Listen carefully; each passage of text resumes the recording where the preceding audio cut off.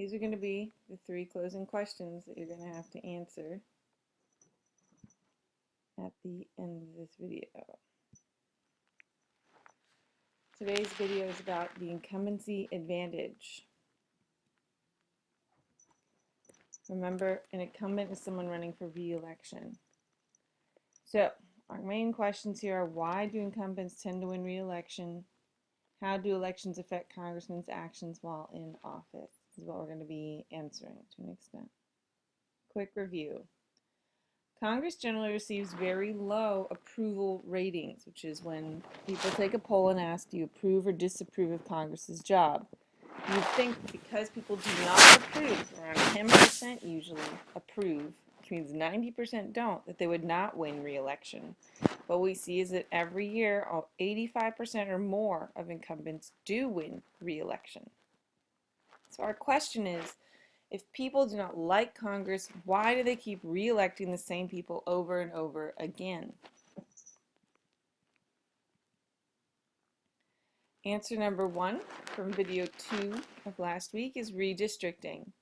State legislatures redraw the congressional districts every 10 years, and they gerrymander to get the most of their party elected to office. And because they're so successful, they create a lot of safe districts instead of marginal districts that allow congressmen to win over and over again in the House of Representatives. Answer number 2 is name recognition. Here, politicians work very hard to stay in people's minds. They go home often from DC back to their district or state to make speeches, to attend important community events, to hold town halls. They have offices back in their home districts and states who do casework, which we'll talk about later. They stay in touch by mail. And voters tend to go with what is familiar. People, despite the fact that they say they don't like things, don't like change, they don't like the unknown, because they don't know if that person will be good or bad. And incumbents have been on the ballot at least one time before, so they're familiar. And of course, the longer you stay, the more familiar you become. Number 3 is this casework we're talking about, constituency services. Remember, constituents are your voters. Congressional offices provide services to their constituents. They'll fix problems. For example, Social Security, Medicare, veterans pensions, and other government payments. If your payment stops for some reason and you don't know why, or you fill out paperwork wrong, or you're confused about something, you can usually call up your congressman, and their office will help you get those payments together and make sure you get them on time. They provide recommendation letters, internships, recognitions, and awards. And the idea is to develop positive feelings and experiences from the voters so they vote for you again. So this is good word of mouth and press and visibility. They just want you to be happy with them, so they will do things to make you happy. Advantage number 4 is pork. This is money that affects a particular district. It's called bringing home the bacon. Usually what happens in infrastructure, like construction, so getting a park or a hospital or a highway, road, or bridge for your district. So if they're writing a law about health care, you try to get a hospital onto that bill so that your people get a hospital, they get more jobs, they get more services, and they're generally more happy. They can also help get business investments and grants. The idea is this creates jobs, gives positive press, and it's something clear that you can put your name on as an accomplishment. It's called credit claiming. Remember, we read this in the article last week on Thursday. Number 5 incumbency advantage is the franking privilege. The definition of this is the ability for congressmen to send mail to their constituents for free. The original purpose was to allow congressmen to inform their constituents as to what was going on in the government. This is back before email, back before TV was readily available and everybody had it. So mail was one of the main ways you could get information to your voters, and usually people considered information to be a good thing. The side benefit, though, This allows more opportunities to point out all the great things that the incumbent is doing for free. This is free advertising.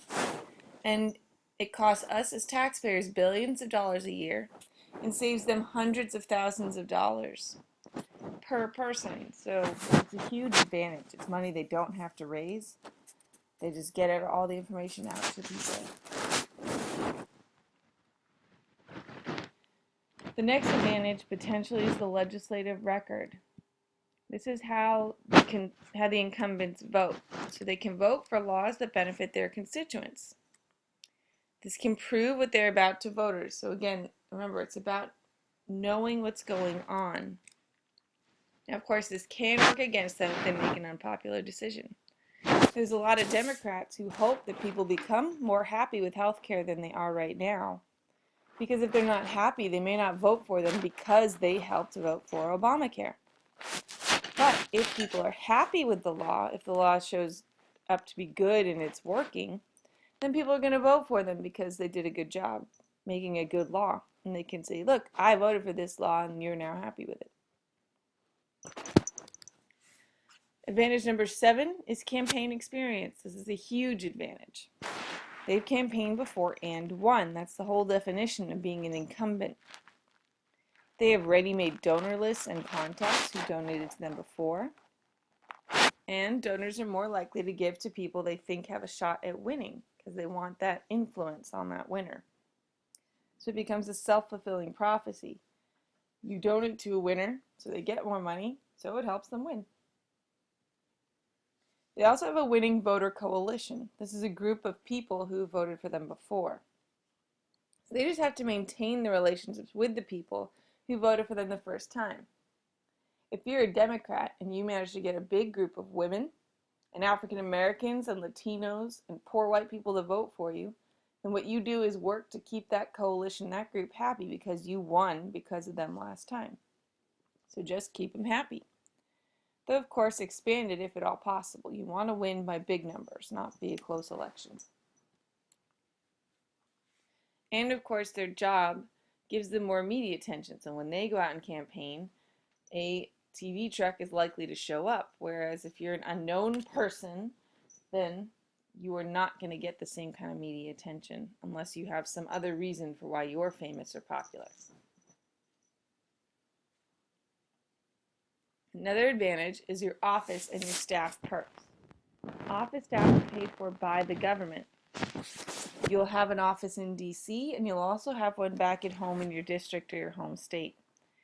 You can then hire experienced campaigners, people who work for you year-round.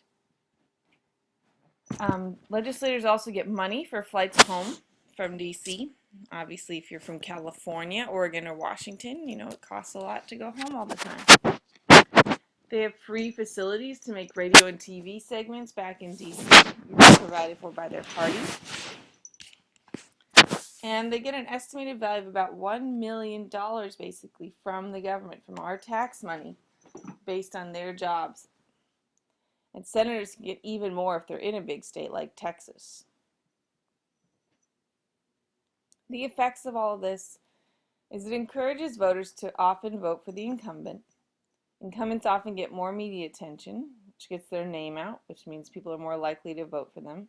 It discourages competition. Why would you run for election spending lots of time and money when you know you're probably going to lose? So experienced politicians know how hard it is to unseat an incumbent so they don't try. So even if you are the governor of California, you might not try to unseat a senator because you just know you probably won't win. But you may wait for them to retire and then you try to step in. And that's called waiting until the seat is open to make your move. And this makes it even easier for incumbents to win because they're going up against less able politicians. They're going up against people who really probably didn't have a shot to begin with because they don't really know what they're doing. And once again, here are your closing questions.